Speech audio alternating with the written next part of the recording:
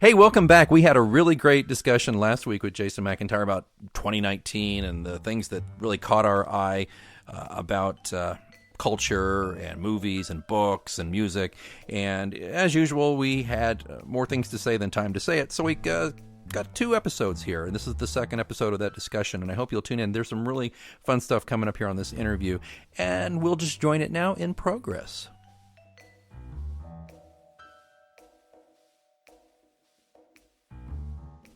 Now we have Picard coming up, like next week, as of this recording. Yes. Are you going to watch that? Yes. I've been excited about this one since Sir Patrick Stewart announced it at one of those comic conventions or wherever it was. And I'm sadly, I'm still going to watch it, but sadly, as January moves along here, I'm hearing mixed things about it, and I'm saying to myself, just stay the course, watch it, make up your own mind, don't follow the sheep. But I have been hearing things that are not great about it, so that has me a little concerned, because I love the character, and I really want it to be worth it for Patrick Stewart to come back and do a show about this character, and if it's not worth it, that's going to feel a bit like a knife, I think. And so we'll see. I mean, I'll watch it. There's no point saying any more about that, because I agree with you, other than just to say that it bothers me somewhat that it's basically the same crew, that's created Discovery. But Stewart has a hand in it, obviously. Now, some people might say, well, good. Well, okay, but remember, Stewart also was the one who was like, I'm tired of Picard being so thoughtful and all this. I want to be an action hero. And that's why he's an action hero in all the movies. And I think that's mixed results, frankly. And thankfully now he's nearly 80 years old and he can't be an action hero. So maybe we're back to the thoughtful, pensive Picard, but we'll see. So there's that. Moving right along, because we are going long here as we are due. Is there some music that stood out for you in 2019? I think as I've mentioned to you, I didn't listen to a lot of new music in 2019. I was listening to a lot of old stuff. I was listening to show tunes. I was listening to movie soundtracks, and I was listening to my kids' music. I don't know if do you find this with your daughter? Is that my daughter will hear something somewhere and want me to get it for her, so I'll buy it for her, and so it'll be on all of our devices. So then this year I discovered, and you're gonna laugh, and that's fine, I discovered that I actually really like Taylor Swift. She's a delight. She's writing a lot of her own music, and it's just straight ahead pop music, and there's nothing wrong with that. And it's I think part of the reason there's an appeal is because my daughter and I can listen to it in the car together. And we have that common thing now. So there's that. There's speaking of my daughter's music, Camila Cabello, I think I'm saying it right. She put out a record about a month ago. It's really good pop music. It's really like just fun stuff that my daughter's bopping along to in the back of the car. So it's fun. But what about you? Anything stick out for you? Same. I don't listen. I listen to a lot of my daughter when she's in the car. She gets the radio. That says a lot about how I love my daughter, to give up the radio. But I listen to a lot of the pop that she likes too. And what I love though, is this still happens. If she gets in the car, she doesn't usually, if she hears something she knows I love, she doesn't ask me to change it right away, and then I'll catch her singing along. She was singing along, this is weird, to Synchronicity 2 the other day. That's the best. Like, oh my God, that's the best. So, you know what I've been listening to? Same with you. I have listened to some new stuff. I won't go into it here. There's just bits and pieces, but 2 things. Big Tiki revival. You and me both. We're listening to a lot of Martin Denny. Yeah, a lot of Martin Denny. There's so many. If you're not listening to the Quiet Village radio, you can find it on satellite or podcast. Go to the podcast, Quiet Village. You owe it to yourself. It's not just great background music. It's just music. It's unusual and it's good. But I've been really, really, really listening to Big Country, the Scottish band from the 80s and 90s. Stuart Adamson, who unfortunately, tragically took his own life about 18 years ago now, or something like that.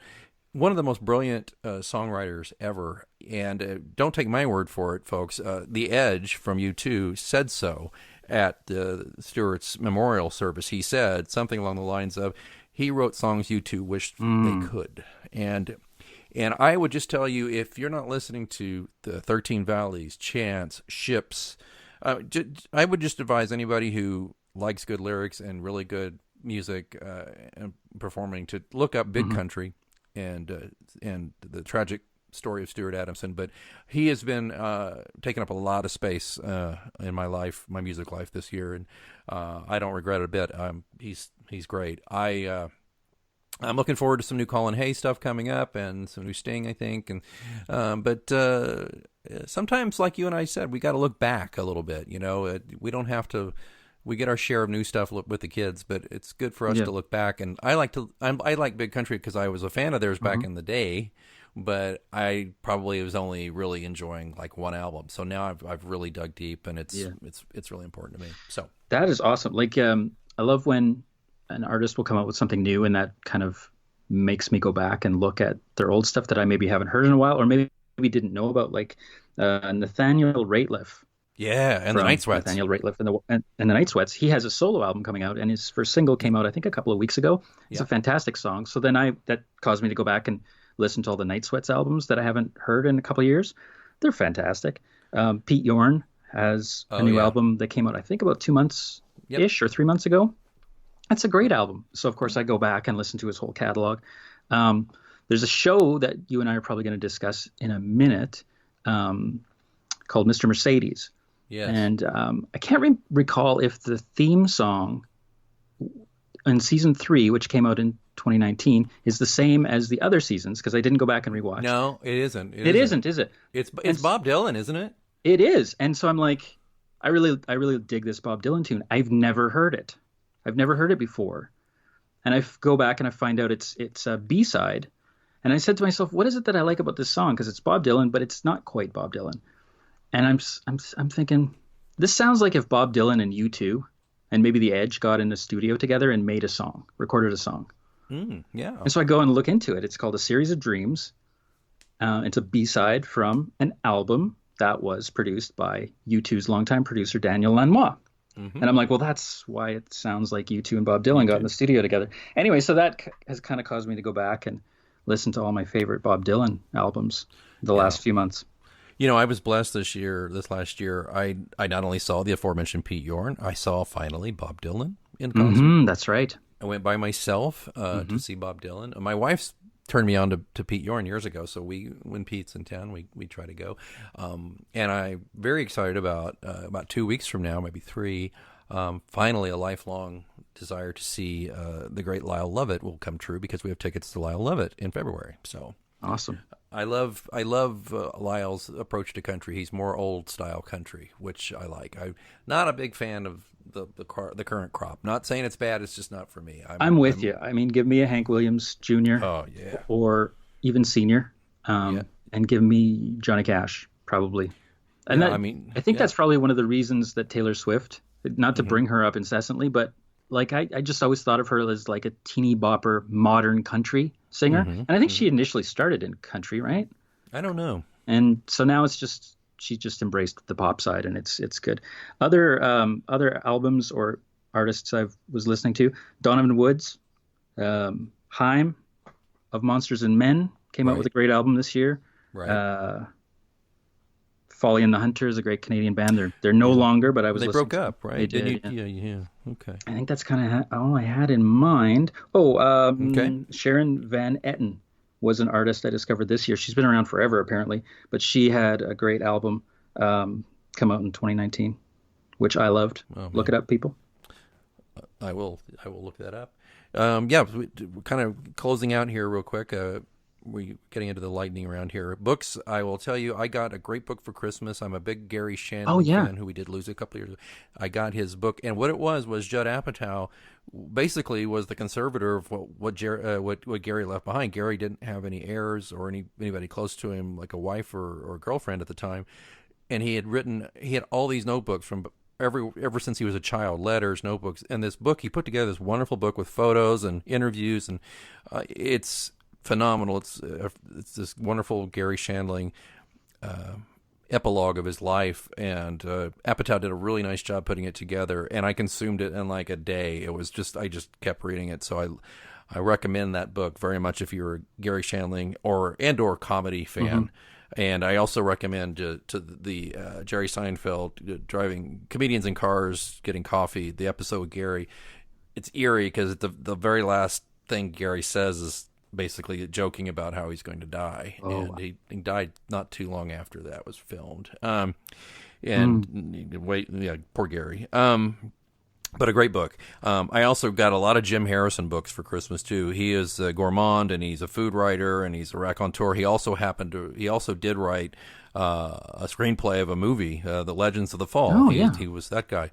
Yeah, interesting guy. I'd read a lot of his stuff from the library, and my in-laws actually got me a couple of collections of his essays and interviews. So I'm going to be diving into that soon. And I also read A Warning by Anonymous, which was the alleged, I assume it's unalleged, person who is in the Trump administration but is anonymously telling tales about what goes on. And it's a terrifying read, but I got to admit, after about halfway reading it, I was like, okay, this is basically just a long list of really obnoxious stuff that happens and scary stuff that happens, and then a lot of moralizing from this writer who didn't even have the courage to put their name on the book. So that's how I felt about that book. Right. Okay.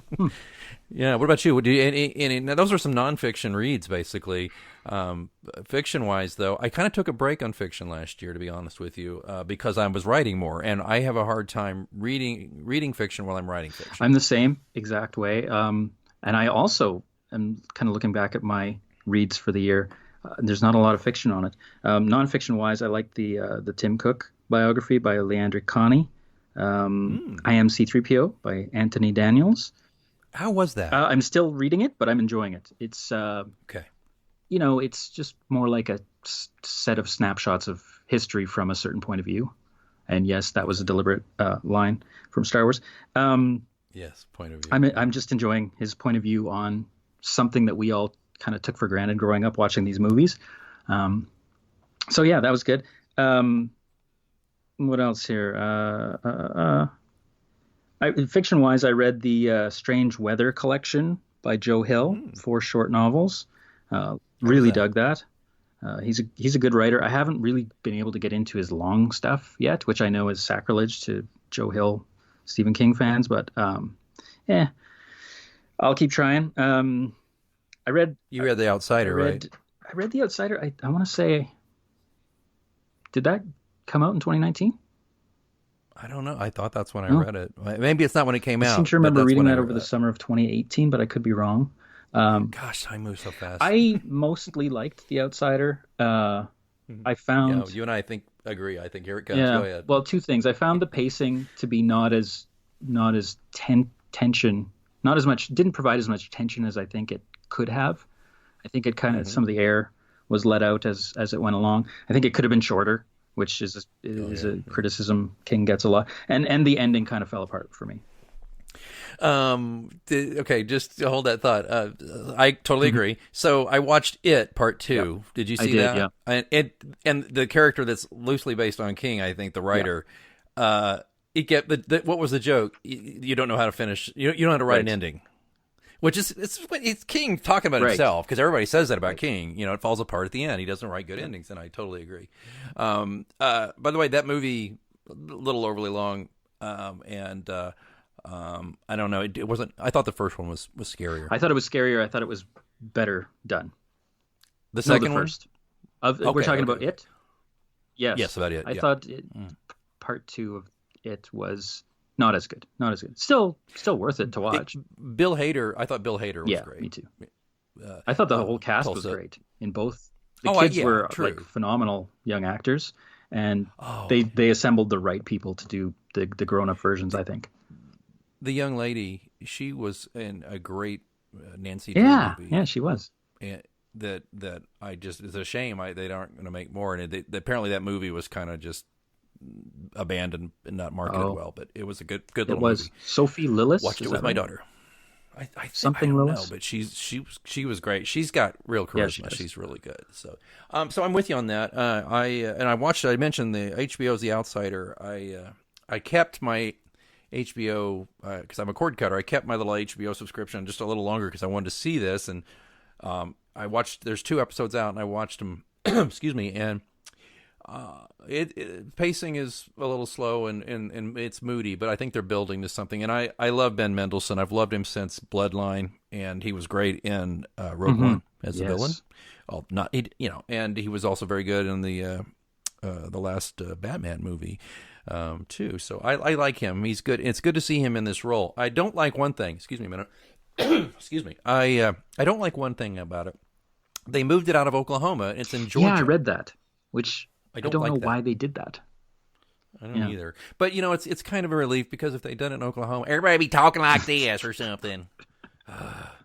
Folks, I'm from Oklahoma. Do I talk like that? No. But in every movie. Although, you know what? My last thing I was going to mention to you, pop culture-wise, was Watchmen. Oh, yeah. It's on my list. That took place in Tulsa, or takes place in Tulsa, and frankly, there's not a whole lot of super hick talk going on, and I like that. So you haven't seen that yet, right? I haven't. It's getting such good buzz, but I haven't dipped in yet.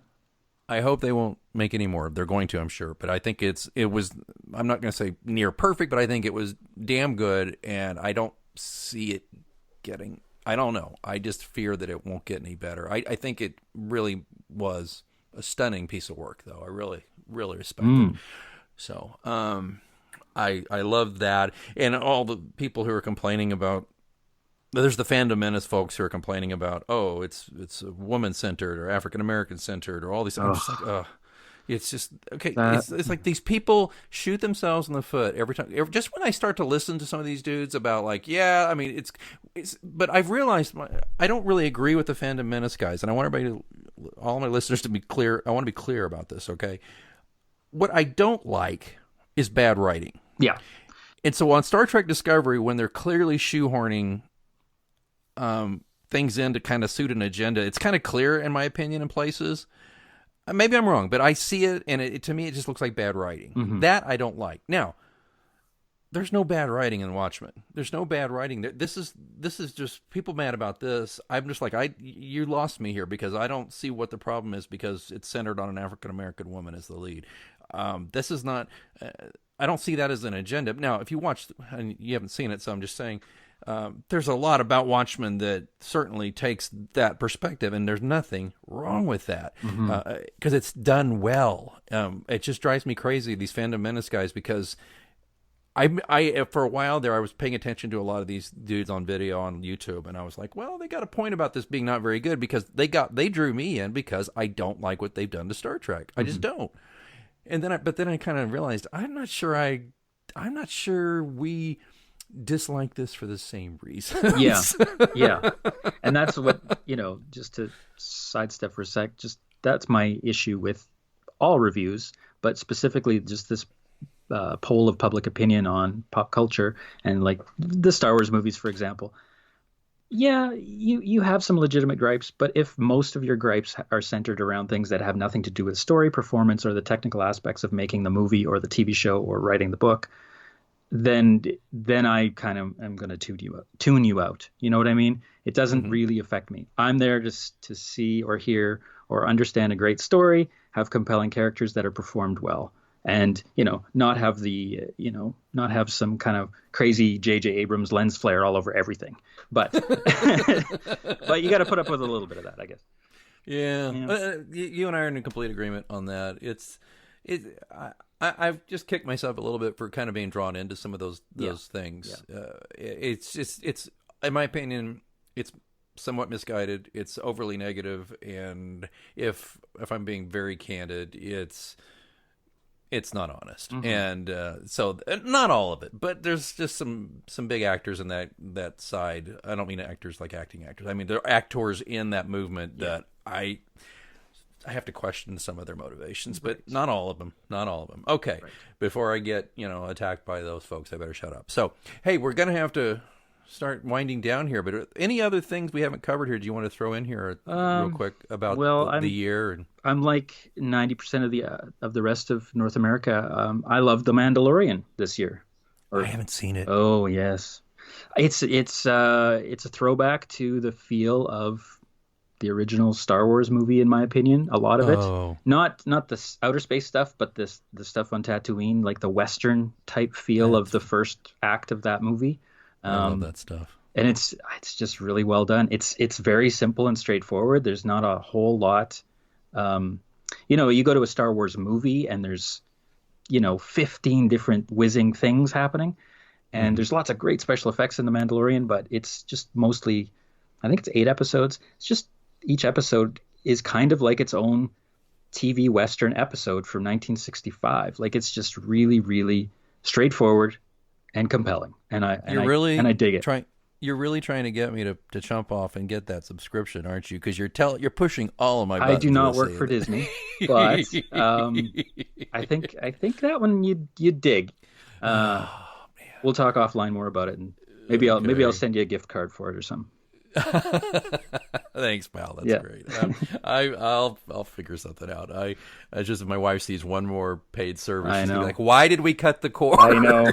I know. And that's we could mention that about 2019, the trends in 2019. I mean, how many subscription services are there for content, music Yeah. and movies?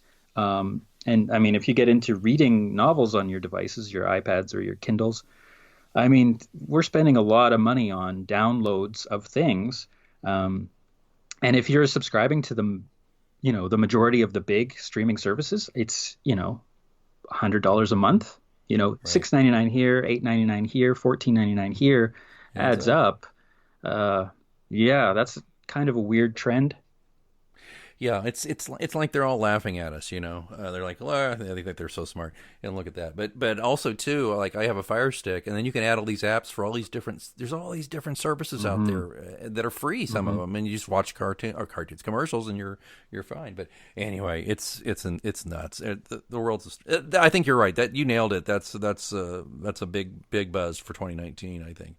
I don't know. I think it's such a tumultuous year in so many ways. The Me Too movement, um, the pendulum swing of certain cultural norms, and I'm not criticizing it. I think a lot of this was very good. It's just been it's just I think it's interesting. I think that there's a reaction in society visible through our entertainment and our culture of what's going on here, and it's fascinating to watch. And if it helps. If it helps some people get a voice that didn't before, I'm all for it. If it helps some people who were suffering get their shot, I'm all for it. And if it makes thoughtful people more thoughtful about their actions, behavior, and attitudes and thoughts about certain things, all the more. I know that this whole everything about this movement has really changed the way I think about the opposite sex, or not completely, but just things that I was brought up on, talking about James Bond. But, you're brought up on James Bond, Yeah. and Hmm. women are fairly objectified.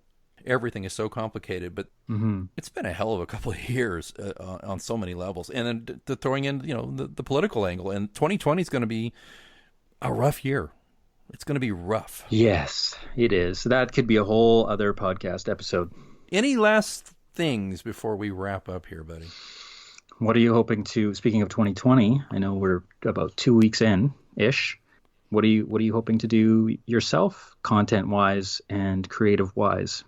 I'm excited because I'm in the middle of writing the next John Pilot mystery. I'm very happy with where it's going so far, and I'm having more fun with it. I'm gonna confess to a little bit of inspiration from Knives Out. I am working on trying to make the mystery more of a mystery, Mm. maybe a little less. There's a lot about John Pilot, of course, and his issues and the whole cast of characters, but I want the mystery to be a little more of a mystery, and so I can not. Yeah, I feel sometimes a bit of a fraud saying that these are mysteries, because there are mysterious things happening, but I don't think it. I don't think you. I don't think you have to be Encyclopedia Brown to figure out who did what. Usually, so, what about you, my There's a friend? deep cut right there. Yeah, there you Um, go. yeah, no, I think that's great. I can't wait to read it. I'm working on a new book that is a piece of fiction based on an idea, really a whole story that I've had in my head for about 25 years, Holy since I cow! was quite a young man. and I'm excited. I've been excited to write it for quite some time, and I just had other things that were more interesting. Not to say that this isn't interesting to me, but you always kind of drive the shiniest car in the garage. If that metaphor helps. Whatever's new and shiny is more likely to get my attention. So this older idea has kind of waited, but it's interesting because it's kind of a quasi sequel to two different types of stories that were unrelated until this book will be written, if that makes sense. So it's kind of going to appeal probably to anybody who has liked kind of some of my scary stuff I've written, but also some of the genre stuff that I've written. And my goal is I wrote a book about 3 or 4 years ago that hasn't actually yet been released for a myriad of reasons I won't get into. And it was a new attempt for me. I was trying to write something really, really fast paced and that was just very genre driven and didn't pause a lot to kind of look at the world around and philosophize on it a bit, which I sometimes do. And I think that book, you've read it, Alex, was a pretty good success that way. And so I'm wanting to get back into that style of just, every single paragraph, every single sentence is plot and just really moves fast and just spares no expense in getting the story going and moving. I think it's probably because I've been frustrated with a lot of the fiction I've been reading that really pauses and really explains everything that you don't necessarily need. And I don't necessarily want to write a screenplay, but I want to read and write stories that are, a lot of story. Just go. And this brings me back to what we didn't quite chat about, which was Stephen King's new one for 2019, which was The Institute. I don't know if you've read it. No. I read the first third of it, and it's good writing because he's the writer of our times, but story-wise, almost nothing happens. Really, almost nothing discernible happens, in my view, in the first 150 pages of this book, which I think is 800, 900 pages. And I'm just like, I'm not sure I can commit to this. So I put it aside, which I've never actually done with a Stephen King book. Yeah. And I take no glee in hearing things like that. I take no glee in saying them. Yeah. I don't know. I could have avoided saying it, I guess. Well, but the guy knows what he he's doesn't doing. care about he doesn't care about my level of kindness. I don't think he cares about necessarily what anybody thinks about is right. And I don't mean that like I don't care. I just think he's like, look, I'm me. I'm going to write what I want to do. Yeah, good on him. But yeah, that's a common refrain though. It's just I liked it better than season 2. Now, keeping in mind that Stephen King has little to do with the series, right? Right. They used his books as a basis. I thought they used the books better in season 3 than they did in season 2. I thought season 2, even the second book, am I getting this right, or is it the third book that they used primarily for the basis of season 2? They went, they flip-flopped. They flip-flopped. Yeah, there was stuff in the third book that went kind of paranormal, not even kind of, quite paranormal, when we had already established in book 1 that this was a kind of a gumshoe detective type of a story, which I was really enthralled with. The first book, fabulous. The first season of the show, fabulous. Made me want to keep going. And then as it felt like Stephen King kind of fell back on some of his old tropes. And I'm not sure why, if he didn't trust himself to write a straight detective gumshoe type story that was grounded in reality. So he had to go to like his horror and paranormal elements. I'm not sure why, but that bugged me. And of course, so season 2 used that. Now season 3, which came out in 2019, and I quite liked because it kind of went back to the more grounded stuff. Now it kind of fell flat for me again by the end of the season. I felt like the buildup was worth more than the payoff by the final episode. Yeah. Yeah. Without giving it away. Yeah, and the villains, the antagonists. Well, I'll say this about season 3: you'll never look at Captain Janeway the same way again. Yeah. Oy. It was an interesting performance because I don't think that character, if that character's in the book, it's minor. minor, compared to how yeah, they used her in the series. right. Yeah, yeah. I like 3. It was returned to form compared to 2, the second Mhm. season, but I think you're right. We nailed it there. And again, King didn't have much to do with the series, but I think Harry Treadaway is in the new Picard series. By the way, he was the Yes. villain. Yeah. Yeah, so that'll be interesting to see. Yeah, so I enjoyed that. And TV wise, there's just real quick. There's a show that started in 2019 that I kind of watched, and I'm going to completely confess, I started watching because I have a massive crush on this actress. But Kobe Smulders has a show called Stumptown, which is based on a popular graphic novel where she is this accidental private eye kind of skip trace type person, and it's actually a fairly entertaining show. Don't know if you get that up your way, but I enjoyed it. I'm not even sure what service or network is that on. It's on ABC here in America. Oh yeah, so I don't know. I'll get that somewhere. Yeah, it's called Stumptown, and I'm not telling you it's the greatest thing ever, but I enjoy her performance in it, and it's all right. I don't watch a lot of what we would call network shows anymore, but so every now and then when I find one that looks interesting. Now I tried to watch one the other day called on Fox just because of the concept, a kind of a modern day Western concept about a guy who was the head of the sheriff's posse in L.A. County. He's a rogue. He's doesn't go by the book. He's got his own code. And anyway, the sheriff kicks off, dies, and there's a rule that if the sheriff dies in a certain way or whatever, that the senior member of his posse could take over as interim sheriff. And so there you go. That's your show. I couldn't get through 15 minutes of the dialogue. It's so bad. Stephen Dorff is playing the character, and it's all just so bad. It just, if you're going to do a modern take on the Western, it's not enough just to throw in some tropes and, shove a ramrod up somebody's back and have them, it's just, no. Sorry, I'm not making a lot of sense, but it was terrible. It made me miss Justified, but even Longmire, which, by the way, a series of great books that had a pretty promising start as a TV show that kind of went off the rails the last season or two. It got really soap opera-y. So just funny. Although, probably like you, I would just kill if somebody would take one of my books and ruin it on TV. Where do I sign? Where do I sign? Yeah, I once said that. I said, "You want all of the John Pilot? You want John Pilot in perpetuity? How many zeros are on that check? You got him. Bye, John." Yeah, exactly.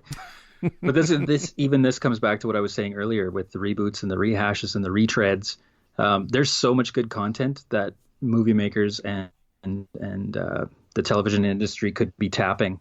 There are so many great indie authors and established, traditional authors putting out really great, interesting, non-cliched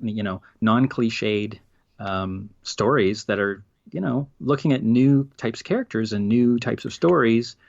There's so many things that Hollywood could be buying up for a reasonable rate and adapting them for the screen. Not just John Pilot, but other. Oh sure. Yeah. Oh God, no. I was thinking of you. There was the piece you mentioned that you're kind of going back that direction now.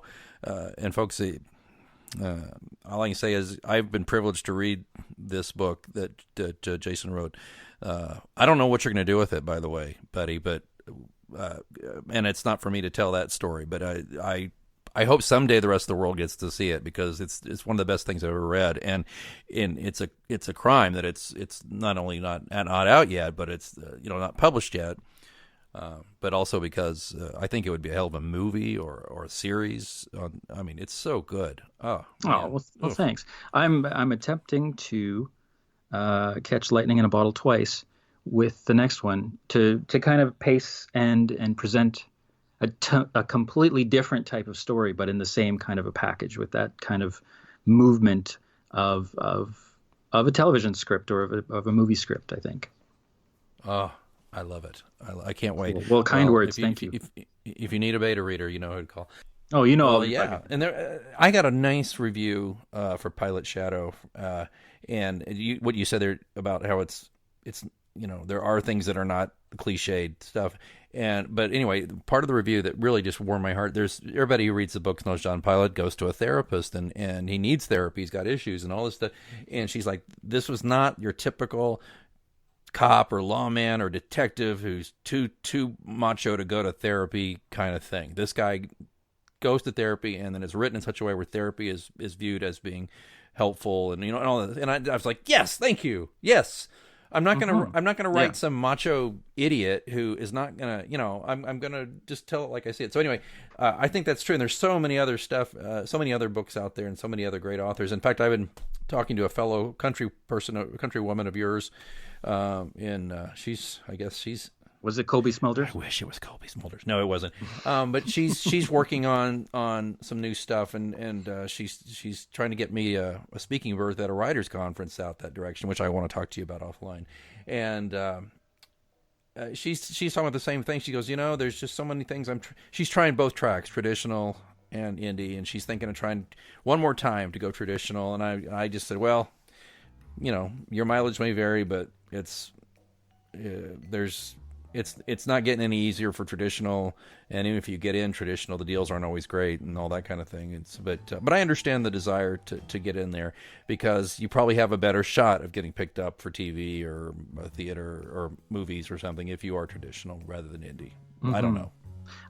I would think that's probably true. I can probably count on one hand with 5 fingers the number of indies that I've heard of that have had actually anything make it to screen. Or just, I know of a couple indies who at least have sold some things, but they were optioned, which, hey, you get paid, but it didn't get made. But that's actually not unusual, apparently, in Hollywood. Tons of stuff. My own cousin had some stuff optioned years ago by DreamWorks. It never got made, but he got a nice check. So, hey. Oh, wow. Okay, so, unless I'm missing anything else, we've had a great discussion here, my gosh. But we always do. We always do. Clock on the wall here, but it's been a great couple episodes. 2019, mixed bag, but a lot of good stuff. 2020, probably same, and I'm looking forward to it. Jason, I want to have you back, and I want to get Eden Bailey back too. Maybe we can all three do our little thing coming up this year. But lots of episodes ahead. And how do people go check out your work and buy your wonderful Dovetail Cove series? Well, if somebody's interested in checking out my work, probably the easiest way is to go to any of the online bookstores, whether that be the Apple bookstore or Amazon, or really any of them, and just type in my name, which is Jason McIntyre. If you want to learn specifically more about me, you can go to thefarthestreaches.com, and find me on social media, on Twitter and Facebook. Just type in my name, and up I will come for you. And that's McIntyre, right? Correct. Okay, yeah. But I'll put a link in the show notes, because that's kind of how I am. Great. And of course, folks, also you can find me at pilotscross.com or mgopod.com, or on the Twitter or on the Facebook. I'm everywhere. It's a wonder I get any writing done, because I'm always on that stupid stuff. But I am out there, and you can find me. And of course, there'll be links in the show notes for that kind of thing. And if you haven't picked up Pilot's Shadow just yet, you ought to do it. I'm hot and heavy on getting the next full-scale novel out this year, so you'll want to be primed and ready and understand what's going on with John Pilot before we get to that new Pilot's Blank. There's always a Pilot something, so it's Pilot's Blank. Jason, I was sitting down to write the new one, and I always put you put a placeholder title. I don't know if you do, but I do. I do for sure. Yeah, so I almost put Pilot's Blank, just like a blank, line, yep. But I didn't. I came up with a title, which is not the title I did come up with is not going to make it. It's not going to work, but it'll do for now. My brother, so good to speak with you, and I look forward to speaking to you many more times this year on the show. And just thanks so much. Well, as always, thanks for having me. It's always a blast. Well, again, you know how to find Jason. Look in the show notes, and you can find me as well. And until next time, keep reading. Hey, Mysterious Going On fans! Are you a fan of live music? If so, you'll want to check out my podcast, Trading Fours. I'm your host, Jamie Green. Trading Fours is a fun, casual conversation with Kansas City musicians. Join me as we find out what makes Kansas City such a special place for live music. You can find my podcast, Trading Fours, wherever you subscribe to your favorites.